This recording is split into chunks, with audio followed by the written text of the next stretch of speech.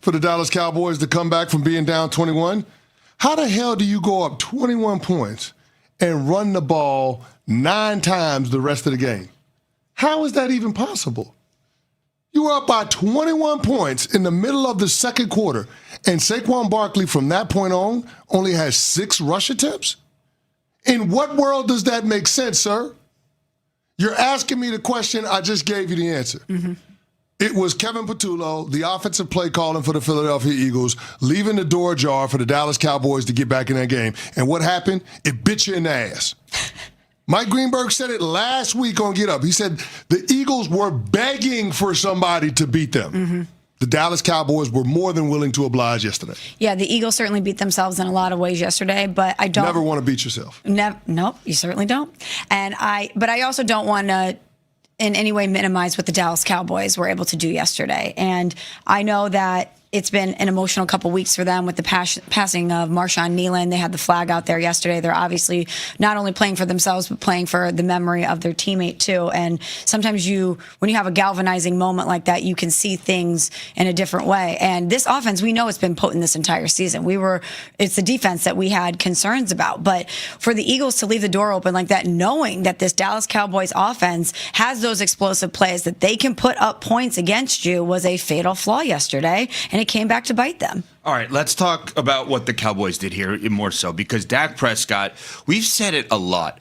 If that man is healthy, he's really good. No ifs, ands, or buts. Like, as long as he's healthy, he's really, really good. And now he's got another weapon. And George Pickens, which, you think about their weapons. You brought it up. CeeDee Lamb, I know wasn't great yesterday, but in general, CeeDee Lamb, George Pickens, Jake Ferguson, like that's a good trio of guys to throw the football to. Yep. The Dallas Cowboys, led by Dak yesterday, he said post-game, a comeback win like that was needed. That game was needed, and no, never blinked, never had any doubt, and 1,000% believed from the beginning. I mean, there was times, right, I'm telling guys, believe, and then there was a moment there in the fourth quarter where a book goes, believe, and I go, I know. Like, we're done with the believe. We've believed long enough, and we've got ourselves back in this game. Like, now you've got to know, and so that's just it's a testament to this brotherhood.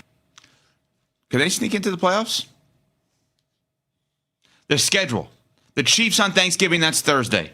At the Lions. The Vikings, the Chargers, at the Commanders, at the Giants.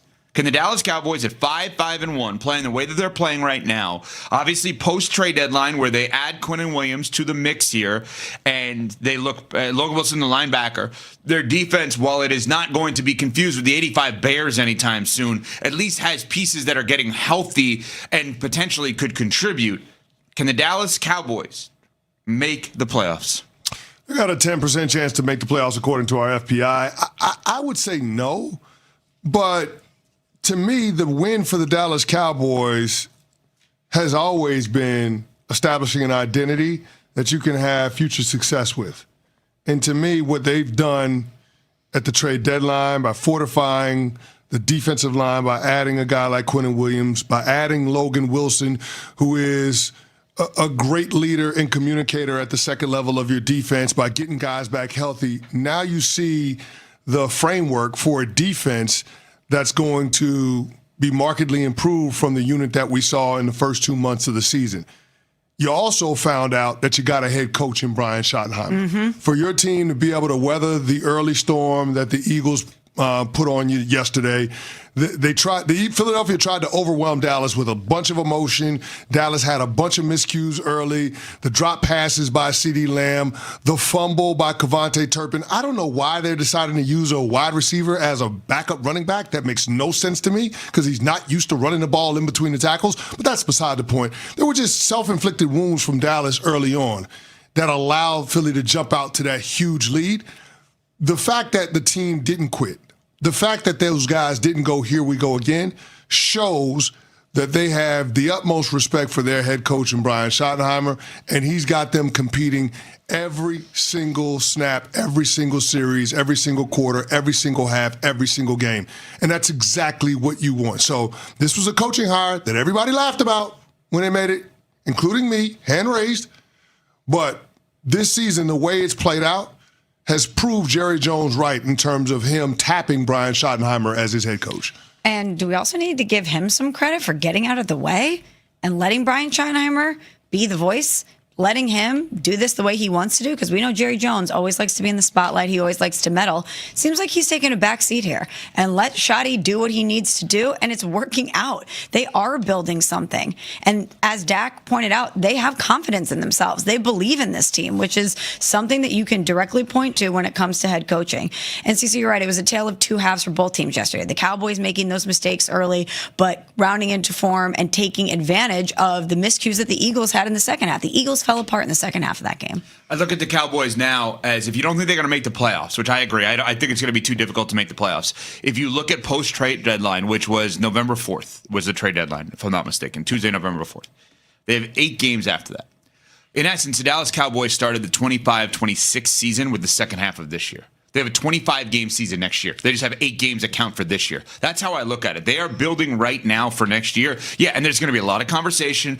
Do you re-sign George Pickens? Oh, they're going to re-sign him. They said if they can't re-sign him, they're going to franchise tag him. So he's going to be in Dallas. So he's going to be in Dallas, and I vehemently disagree with all of the people led by Hembo from Get Up who say, well, the Steelers could use a guy like this. This guy wasn't that guy in Pittsburgh. Now, you want to take a shot at Mike Tomlin? Go ahead. I'm not going to do that. But the version of George Pickens we're getting here on and off the field, and I know he got benched for the first series last week, but whatever. In general, the version of him we're getting was not the same version we got in Pittsburgh. He seems happy.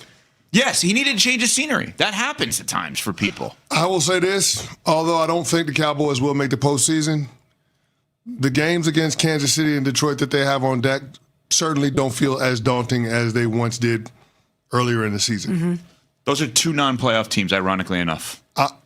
I'm just saying those games don't feel as terrifying as they did back in September and early October.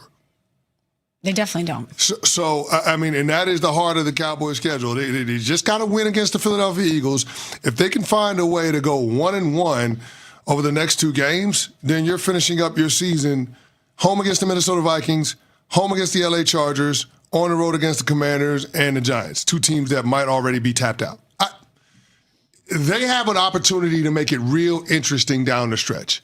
They can stop the run, they can run the ball, they can throw the ball, and they can rush the quarterback from the other team all of a sudden now.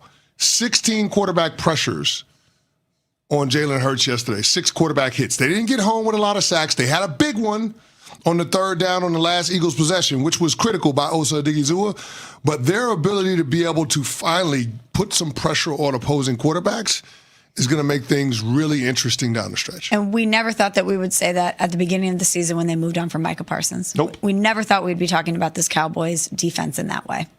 And they have multiple picks, right? I know they gave up some for Quinn Williams, but they still have more picks than they're supposed to because of the Micah trade. I think the Dallas Cowboys have become that team that in this offseason we will look at for next year and say, oh, okay, yeah, they're the real deal. We did it with the Texans a few years ago, right? We did it with the Packers a few years ago. Remember the Lions after they beat the Packers in that final game of the season?